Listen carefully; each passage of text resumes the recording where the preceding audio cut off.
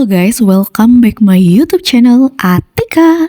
Di video kali ini aku mau share cara menggabungkan kolom yang berbeda di Microsoft Word. Yuk, tanpa basa-basi, langsung aja ke tutorialnya. Nah, di sini sudah ada contoh jurnalnya ya. Lalu aku akan mencoba mengubah layout jurnalnya, teman-teman. Jadi nantinya hasil abstrak ini menggunakan satu kolom dan bagian pendahuluan sampai bawah itu menggunakan dua kolom. Caranya sangat mudah, kita tempatkan kursornya di bagian awal dari bab pendahuluan seperti ini. Lalu pilih menu layout, break, dan pilih continue.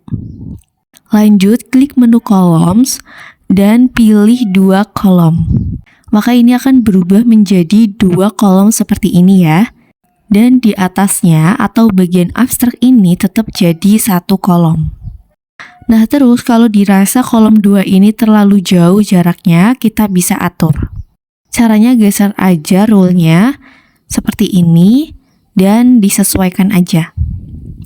Terus misalkan nih di bagian akhir pendahuluan mau dijadikan satu kolom, caranya juga sama seperti tadi, yaitu letakkan kursornya di awal kalimat. Lanjut, klik layout, lalu breaks, dan continue.